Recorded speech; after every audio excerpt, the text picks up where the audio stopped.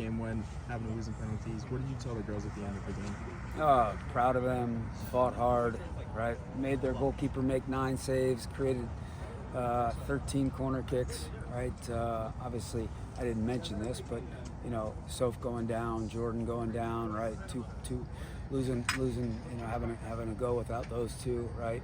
Hurt, but other kids stepped up, and that was it. I was brief because nothing we're going to say is going to make them feel better, but I thought it was a good performance given everything.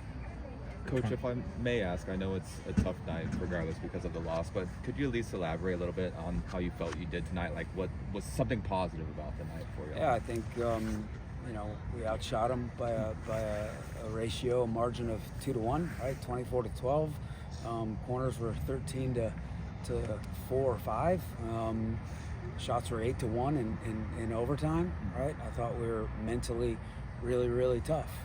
Got a clean sheet, right? 110 minutes against number 1 RPI team in the country. So we competed really hard, right? And I think Jordan Dudley's the best player in the country, and we had to play the last 65 minutes essentially without her, right? And I thought, Soleil and Ree and all the others, they're incredibly admirable. So, you always should evaluate the performance, right, and not the result, right? And there's a lot, once again, like we talked about after Notre Dame and after Stanford, there were things, those were our losses, right? This technically counts as a draw on our record, right?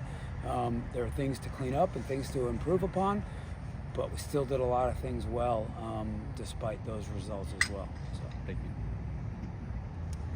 So, Coach, when you get to the penalty kicks, Gianna hadn't played in the game. What were your thoughts going into choosing her to be one of the penalty kick takers? Yeah, we've obviously done penalties. This is her second year in the program. We practiced them, and she's been pretty consistent, pretty good. I've done that in the past where I've had kids step up and take a penalty after not playing in a game for, whatever it is, 110 minutes. And that had gone well. And I asked her, right, asked all the kids, right, who hadn't played, you want one? And they said yes. And so we trusted her and went with it. Jordan obviously left the game like you spoke about, but she came back to take a penalty. Just what does it say about her and her character? Yeah, it's pretty awesome because we went into 2 penalty shootouts last year, Wake in the semifinals, and then obviously Vanderbilt. And for various reasons, right, one was a broken nose, another one was just kind of fatigued and beaten up in the Wake game. She didn't step up in either of those games, and we didn't ask her, right? She initiated tonight's conversation and said, can I take one? I want to take one, and got the clearance obviously from the doctor, and she buried it. You expect her to be fine moving forward as far as for actual action? We think so. She's moving around okay right now and settled down a little bit, but obviously we'll continue to evaluate her moving forward. Could you touch on some of those players that you mentioned that were stepping up when you lost some of those key players throughout the game? Yeah, Jada McGrew played, obviously she played 90 minutes before for us in the back. I don't know what her total minutes were tonight, but as a wingback, we rode her for a long time, right? Probably the last 50-ish minutes, right? And that's a big job, right? Getting up and down the flank.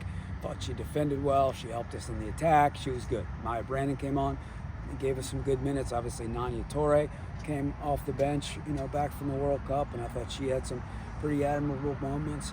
And then McGovern, she's a little animal. 110 minutes, boss in the midfield. She's so good, So a number of them, and then there are ones that I'm leaving out right now. But back line, proud of them, getting a clean sheet and not giving away that many really high-level chances, right? So I think they all just mentality, right? This again, that's we're done with the ACC tournament, right? And that stinks. Okay, and we'll get into the NCAA tournament, right? In 2 weeks we'll play, and it'll be nice to have a break from playing ACC teams for at least a week or so. You feel good about your team's resume in the sense of earning a high seeding? I do. Obviously, a lot of that is RPI driven, right? So, you know, we're in and around top 8 right now. Hopefully we can stay top 8 and then at least be home, right, for the first few weekends if we're fortunate enough that first weekend to advance. Coach, the defense was good. I thought the best I've seen in the last couple of weeks. But it seemed like you had trouble connecting passes in the final third and with your build-up. You got, I think it was 23 shots, but they weren't the usual quality that you normally get. Is that because you were having trouble connecting passes? I think so. I thought we took a couple of shots like that were a little bit kind of reaches from, you know, quick, right? And when maybe we needed one more pass, right? And uncharacteristic. I think Hudson took a couple of those, right? And that might have been a fatigue thing because she played a ton of minutes, right? But I think, you know, some of that is, you know, Hudson and Soleil haven't played together a whole lot, right? Usually Dudley's one of the two, Right. you know, Nanya's fresh back, you know, yeah. But I think also that's a function of, you know, playing against good teams and organized teams and, you know, is what it is. I thought we had some really good combinations in the first half, right? Suarez and Soleil, top of the box, involving Dudley at times. I thought the soccer was pretty good, and we had some cleaner looks, more clear looks in that first half. Second half, only had a couple of really good ones. That one to the back post on Mimi, you know, Soleil did well a couple times getting around the corner. Una did well getting around the corner. So, yeah. What's your focus as you wait to see what the plan is for the next tournament? Yeah, I mean, I think the kids that have played a lot of minutes over the course of the season need a little bit of rest, right? And, you know, physical and mental rejuvenation, maybe. And then the ones that haven't played just got to keep training, right? Especially this week, right? And just stay ready, stay fit. And then it is nice. Kind of. I don't know that we'll go crazy this week with the kids that have played, right, from a training standpoint, but it does give us kind of 2 weeks to train and to rest, depending upon who we're talking about individually.